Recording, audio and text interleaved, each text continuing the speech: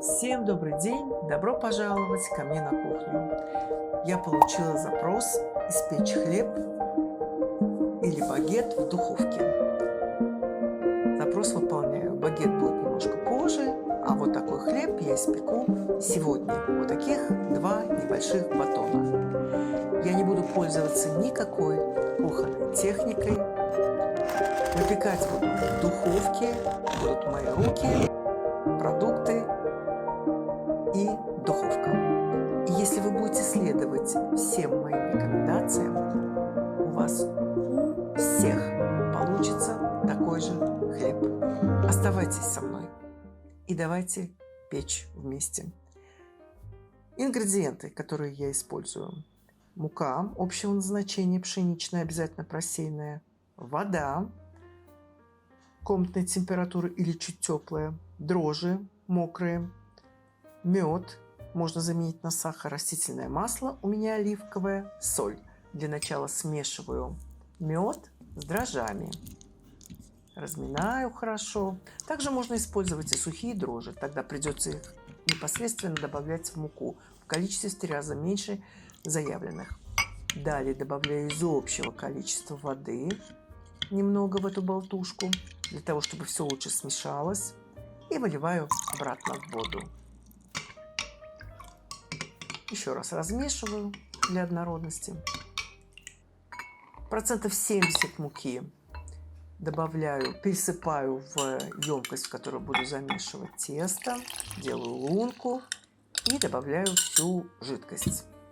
Начинаю замес вначале венчиком. Все хорошенько замешиваю, стараясь смешать всю муку. Затем добавляю растительное масло. И опять смешиваю. Затем добавляю соль. И опять смешиваю. Еще немного муки. Продолжаю замес теперь рукой. Если очень липко, то немножко добавляю муки. Муку надо добавлять постепенно, потому что везде мука разная, и точно ее количество указать невозможно. Когда уже можно работать с мукой на рабочей поверхности, переношу тесто с емкости и продолжаю замешивать на рабочей поверхности минут 10. Тесто должно быть гладкое, не липнущее к руке. Смазываю дно и стенки чаши маслом. Кладу туда колобок тестовой. Его тоже смазываю маслом. Прикрываю емкость крышкой и оставляю на растой на часа полтора. Тесто должно увеличиться в размере в 3 раза. И время расстойки зависит от температуры на кухне. Вот такое гладкое тесто, пористое получается. Тесто пузырится. Переношу его на рабочую поверхность. Не забываю припылять ее мукой. И образовываю 2 колобка. Конечно, можно выпечь и один большой батон, вытянутый или круглый хлеб.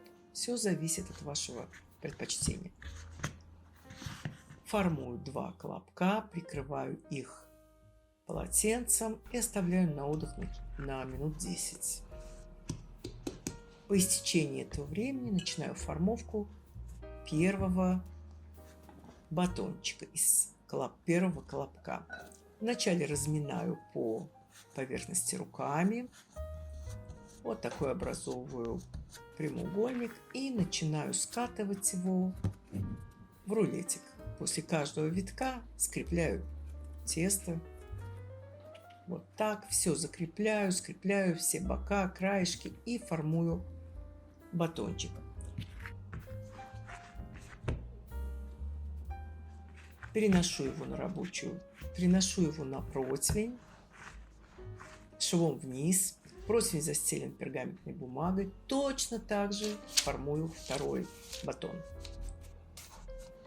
У меня на канале есть рецепт хлеба, выпеченного в хлебопечке. Если кого-то интересует, ссылочка будет под видео.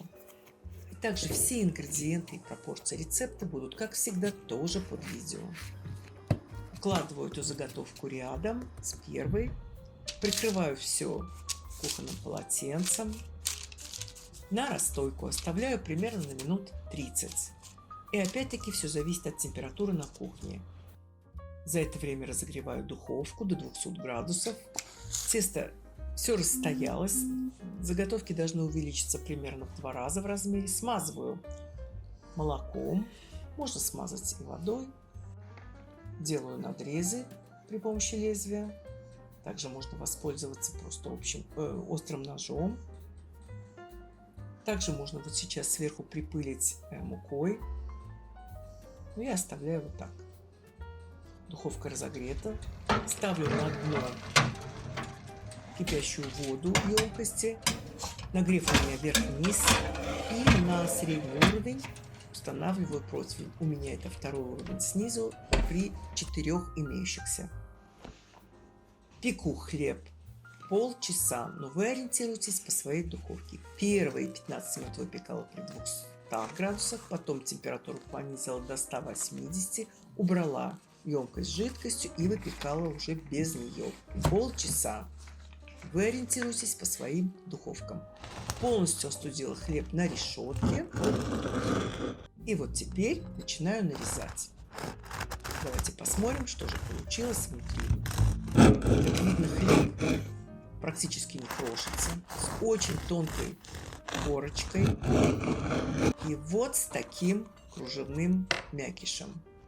Попробуйте, испеките и вы, он у вас обязательно получится, и вы забудете про магазинный хлеб, потому что печь дома хлеб очень легко и просто, даже без какой-либо кухонной техники. На этом у меня все. Спасибо, что были с нами, посмотрели видео. Если оно вам понравилось, поддержите нас, пожалуйста, пальчиком вверх и подпиской на канал. До новых встреч. Пока.